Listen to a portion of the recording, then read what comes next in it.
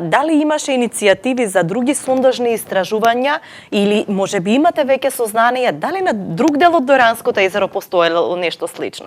Да, значи вака, Ве упатуваат ли вакви некои податоци, насоки, пишани извори можеби?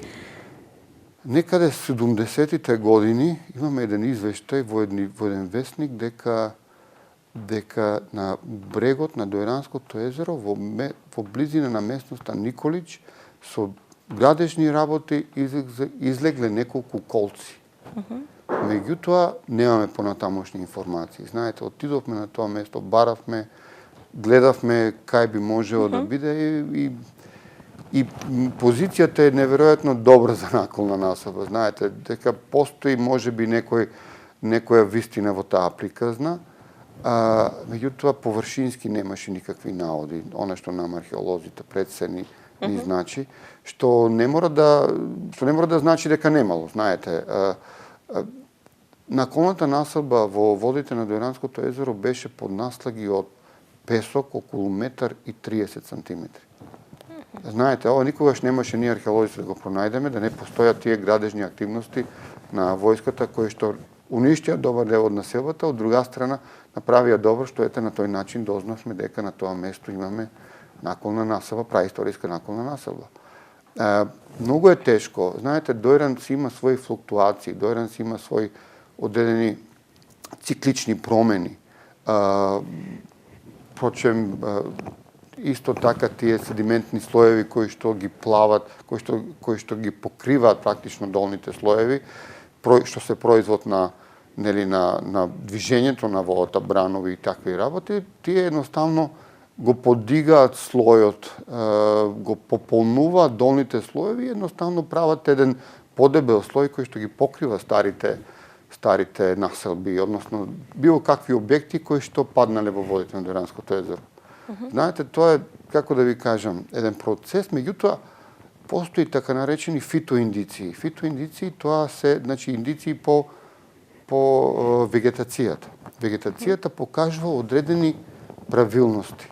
Знаете, ако погледате малце со дрон, ако се снима на тие подрачја или со Google Earth во последно време, ќе видите дека на одредени позиции постојат пополно правилни кружни структури направени од вегетација. Вегетацијата на одредени места расте побрзо, каде што има повеќе, каде што е повеќе плодна земјата, односно каде што имало траги на живот порано, а на одредени места послабо. Така да на неколку позиции во Дојран, не само во Николич, туку и Стар Дојран, местноста Мардаја и оној дел што поддржува кон Грција, има сигурно 10 такви населби. Речи си сум уверен дека постојат повеќе населби и дека оваа населба не била единствена и исклучителна. И мислам дека јас, за разлика од другите кои што се радуваат да се кренат водите на Дојранското езеро, јас се радувам да паднат водите, знаете, затоа што ќе имаме повторно прилика да истражуваме. Да се копне уште малку во историјата на Дојран. Многу копање, да. Што се однесува до овие живеалишта, може ли да се извлече некој заеднички заклучок за животот во Македонија на наколните населби? Што е заедничката карактеристика? Да, ова е одлично прашање. Знаете, зашто луѓето граделе воопшто населби во водата? Ова е специфично време. Конкретно бронзеното време доаѓа до еден период кој што се нарекува во археологијата, во историјата, големи егејски преселби. Започнуваат некаде околу 1200 година пред нашата ера и траат до 1000 година. Но 200 години имаме време исполнето со насилства, со војни, со грабежи, со немирно, нестабилно време.